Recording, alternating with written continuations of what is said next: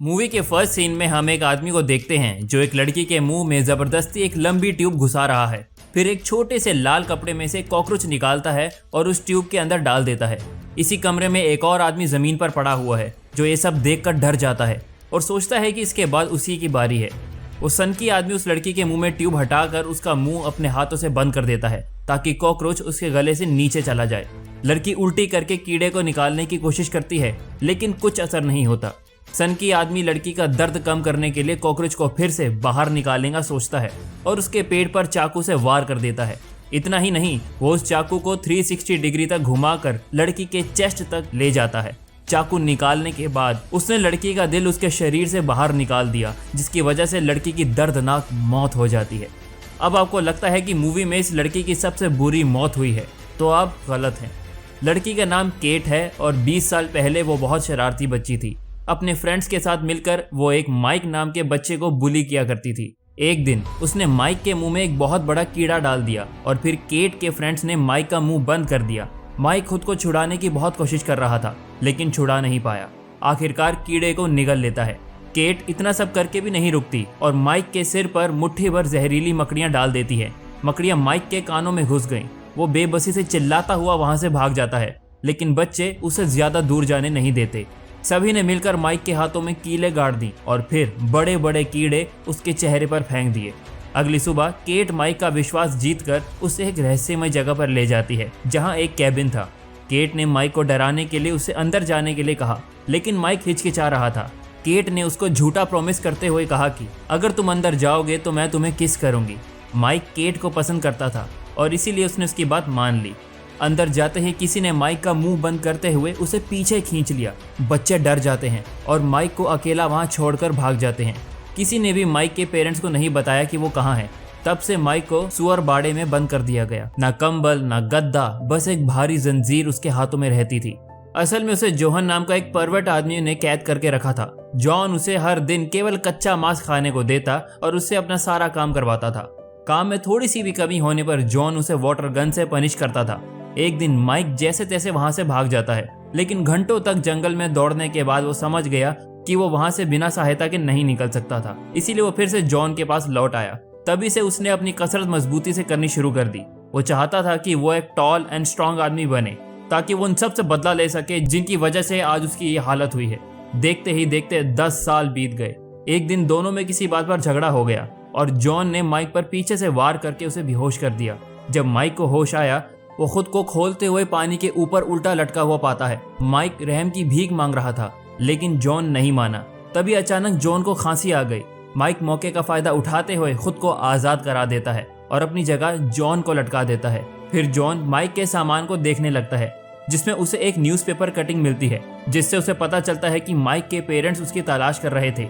Investigation को आगे बढ़ने से रोकने के लिए जॉन ने उसके माता पिता को मार डाला था। गुस्से में माइक चैन नीचे कर देता है और जॉन उबलते पानी में गिर जाता है और कुछ ही देर में उसकी मौत हो जाती है। इसके बाद माइक ने क्रूरतापूर्वक जॉन का चेहरा फाड़कर अपने लिए एक भयानक मुखौटा बना लिया। 4 बच्चों के दिए हुए ट्रॉमा की वजह से अब वो ऐसा हो गया था। माइक उन सब से बदला लेने का फैसला करता है। उनमें से एक का नाम है जॉर्ज, जो अपने बच्चों के साथ खेल रहा था। तभी उस पर हमला होता है और वो बेहोश हो जाता है। होश आने पर वो खुद को एक क्लोज्ड चैम्बर में पाता है। उसके अलावा वहां 2 आदमी और एक लड़की भी बंद थे, जिनमें एक फिलिप नाम का आदमी अपनी जिंदगी के आखिरी क्षणों में था। जॉर्ज ऐसा नजारा देखकर घबरा जाता है और वहां से भागने की कोशिश करता है लेकिन सफल नहीं हो पाता। यहाँ पर किसी को भी नहीं पता था उनको किडनैप क्यों किया गया है। खुद को आजाद करने का कोई रास्ता ना मिलने पर जॉर्ज ने दीवार खोदनी शुरू कर दी, जिस पर टॉम नाम का एक आदमी उस पर अपनी एनर्जी फालतू में वेस्ट ना करने के लिए कहता है। जॉर्ज खुदाई जारी रखता है जिसकी वजह से गलती से उसका नाखून टूट जाता है और वो दर्द से चिल्लाने लगा। जॉर्ज हार नहीं मानता और दूसरी सुरंग खोदने लगता है। तभी उसे एक खोपड़ी मिलती है जिससे सब देख के डर जाते हैं। अब तक सब समझ चुके थे कि उनका इस चैम्बर से बाहर निकलना इम्पॉसिबल है। तभी जॉर्ज को एक कैमरा दिखता है और उसके जरिए किडनैपर को सामने आने को कहता है। इससे टॉम और केट बहुत डर जाते हैं और उसे सलाह दी गई कि बेहतर होगा कि वो चुप रहे। माइक को आने में देर नहीं लगी और उसकी भारी आकृति देखकर जॉर्ज थोड़ा डर गया। माइक मरते हुए फिलिप को बीच में ले गया और फिर केट को चाकू पकड़ता हुआ कहता है कि मुझे इसके मांस का एक टुकड़ा काट के दो। फिर माइक ने जॉर्ज की तरफ चाकू फेंका और जॉर्ज ने अच्छी अपॉर्चुनिटी समझकर माइक पर वार कर दिया। माइक आराम से चाकू के लगातार वार से बच जाता है और एक मुक्का मारकर उसे नीचे गिरा देता है। इसके बाद माइक टॉम को केट के मुंह में कॉकरोच डालने को बोलता है। इसी बीच जॉर्ज को आधा ब्लेड मिल गया और उसने रस्सी को चुपचाप काटकर खुद को आज़ाद कर लिया। जैसे ही माइक दोबारा जॉर्ज के सामने आया तो उसने माइक पर ब्लेड से हमला कर दिया और तुरंत रूम से बाहर की तरफ निकल गया, लेकिन दूसरा दरवाजा बंद था। जल्दी में जॉर्ज वेंटिलेशन डक्ट्स में चढ़ गया, लेकिन डक्ट्स खराब होने के कारण वो नीचे गिर गया। दोबारा होश आने पर वो खुद को फिर से उसी चैम्बर में पाता है। जॉर्ज को जागता हुआ देख माइक कुल्हाड़ी लेकर टॉम के पास आता है और जॉर्ज पर हमला करने को बोलता है। टॉम ने जॉर्ज को बेहोश कर दिया था। फिर माइक टॉम को कीले देते हुए ऑर्डर देता है कि इन कीलों को जॉर्ज के हाथों में ठोक दो। कुल्हाड़ी के वार करने से जॉर्ज तुरंत जाग उठा और जल्द ही फिर से दर्द से बेहोश हो गया। माइक खुश होते हुए चैम्बर से बाहर चला जाता है, लेकिन जॉर्ज ने अब तक हार नहीं मानी थी। वो हिम्मत करके अपने दोनों हाथों को बोर्ड से अलग कर देता है। थोड़ी देर बाद सब ये सोचने लगते हैं कि माइक वास्तव में कौन है और वो इन्हें इतना टॉर्चर क्यों कर रहा है। बुरी तरह जख्मी फिलिप कहता है कि माइक के हाथ पर घोड़े के खुर का निशान है। तभी जॉर्ज को याद आया कि उन चारों ने 20 साल पहले क्या किया था।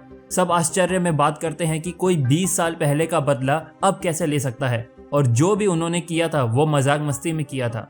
उसी समय माइक पीली मकड़ी के अंडे से भरी एक सिरिंज लाता है और जॉर्ज से कहता है कि वो इन्हें केट के कानों में डाल दे, और अगर उसने ऐसा नहीं किया तो वो केट को मार डालेगा।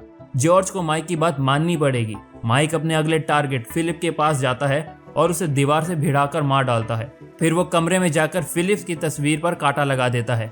वो स्क्रीन में देखता है कि टॉम और जॉर्ज किसी बात पर लड़ रहे हैं, और यहाँ तक कि टॉम ने जॉर्ज को बेहोश कर दिया। दोनों को पनिश करने के लिए माइक वाटर गन चैम्बर में जाता है, लेकिन असल में टॉम और जॉर्ज का प्लान था माइक को मारने के लिए। जॉर्ज जल्दी से माइक को कसकर पकड़ लेता है और टॉम को वाटर गन लेने के लिए कहता है। इससे पहले कि टॉम कुछ कर पाता, माइक जॉर्ज की पकड़ से बाहर आ जाता है। टॉम तेजी से माइक पर झपटा और केट ने तुरंत वाटर गन उठा ली, लेकिन फिर भी तीनों माइक से नहीं जीत पाए। माइक अपना गुस्सा दिखाते हुए केट को टॉम की आंखों में मांस खाने वाला कीड़ा डालने के लिए कहता है। कीड़ा तेजी से टॉम की आंख की पुतली में घुस गया। माइक जॉर्ज को मारने ही वाला था कि तभी केट उसे उसकी इनसिक्योरिटीज के बारे में बोलने लगती है, जिसे वो सुन नहीं पाता और वहां से चला जाता है। कीड़ा टॉम की आंख को बुरी तरह से खराब कर चुका था। इससे पहले कि वो और कुछ नुकसान करे, जॉर्ज और केट मिलकर उसकी आंख निकाल देते हैं। अब माइक गुस्से में अपने कैमरे की चीजों को तोड़ने लगता है।